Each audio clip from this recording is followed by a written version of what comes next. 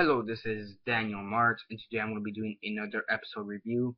This is going to be for Z Nation, Season 1, Episode 7, Welcome to the Foo Bar. So yeah, before I begin though, 10-second spoiler warning as usual for those that have yet to actually watch the episode and haven't already. Stop the video, go check out the episode, and then come back here and watch the rest of this review. 10-second spoiler warning as usual, starting now.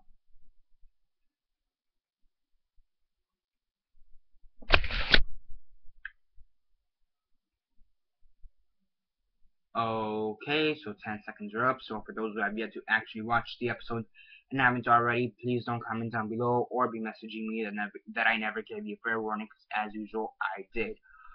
So yeah, as usual, quick synopsis, likes and dislikes, and then the rate.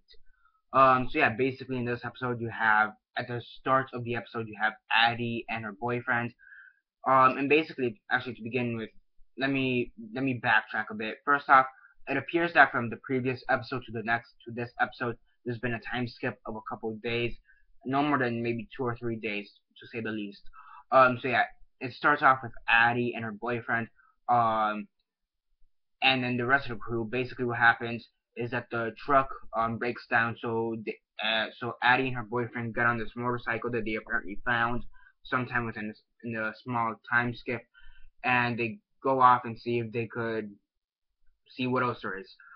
Thing is that there's a fork in the road, and they go to the left, or yeah, left.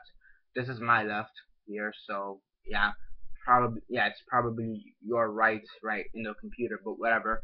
And then once the group gets the truck up and running again, they go to a right, or in this case, your guys' left.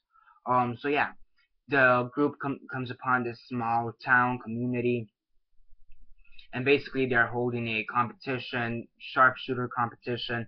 So and the winner gains some supplies, basically 10K, being the sharpshooter that he is. Enters the contest, pretty confident that he will get the prize. And yeah, then you also have Roberta getting over the death of Garnets, her and her new set of mentality, I guess, that you don't have anything to live for unless you have something to live for, which I really don't know how it works out. It seems kind of weird. It's a weird saying. I know what she means, but it's just a weird saying. And then you also have Murphy. And apparently it seems like the infection is starting to take over, because he bit a guy. He like legit bit a guy in blind rage. So yeah, 10K, he's in this sharpshooter competition against it's him versus this one girl that he apparently likes. Apparently that's one of the running gags in this show, that you always need to show some kind of relationship status with 10K. I mean, literally every single episode since episode 2, there's been some kind of weird relationship status update with 10K. So yeah. So you have that. He ends up winning the sharpshooter contest, but gives his prize, which is a new shotgun, not shotgun, sniper rifle. He gives it to his girlfriend, lover, survivor thing, whatever. Right. So that happens. Then, as I said before, you have Murphy, trying to, he's wondering how far along in the infection is he. Is the infection starting to come upon him? Is he starting to turn? What's going on? And then Roberta, she's with her new mythology. You don't have anything to live for unless you have something to live for. So yeah. Kind of brings up the question though, how far along with the infection is Murphy with? Because at the beginning of the show, he will be chased by like 10 zombies. At the beginning of the show, yet now he could walk through like 50 zombies and not even be detected. He'll basically be like a zombie. So I wonder how much time Murphy has left. I think there's, how do I put this? It was a good episode nevertheless, but I do think, see, the thing is that most of this episode was focused on 10K and, his sharpshooting abilities, I guess.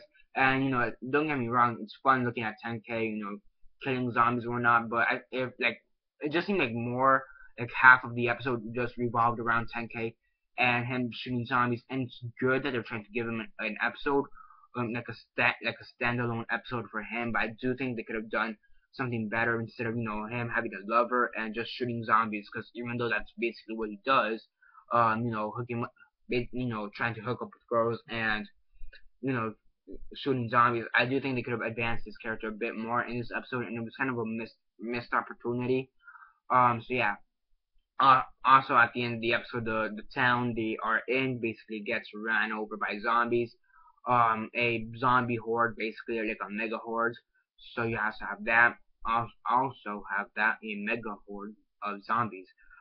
So yeah, I mean, overall, it was a pretty good episode.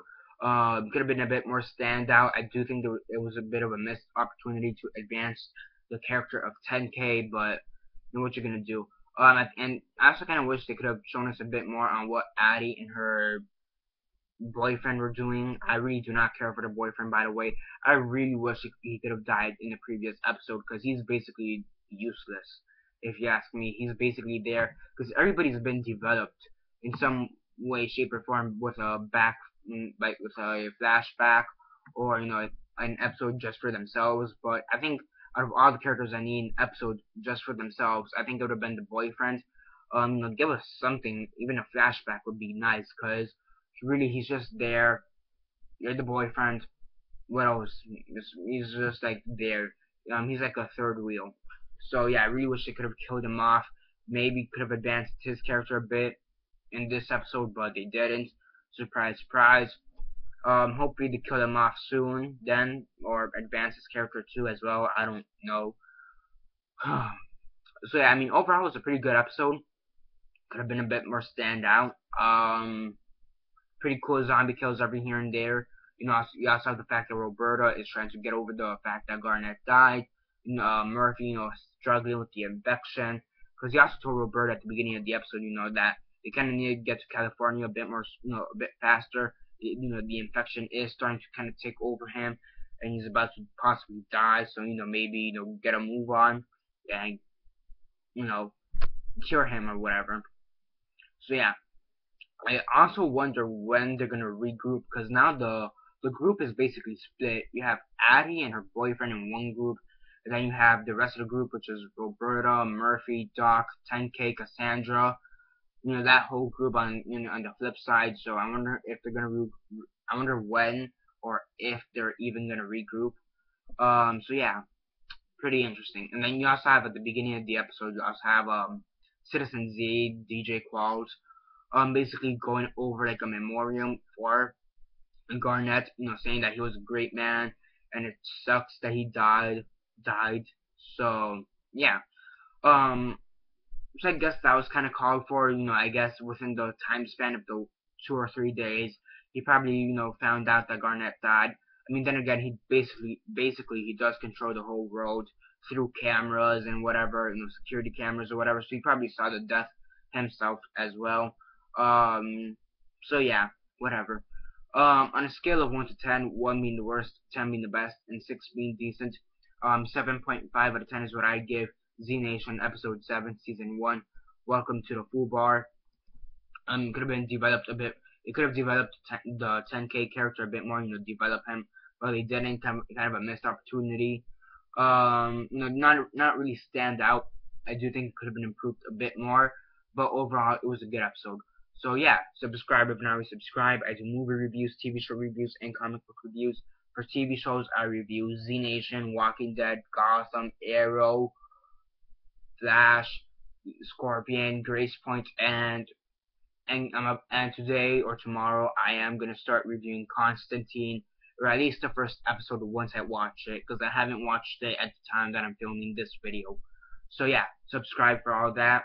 Comment down below on your thoughts on this episode. What were your thoughts on it? Comment all that down below. Let me know. Besides that, like the video, share on Facebook, Twitter, MySpace, or whatever you guys prefer.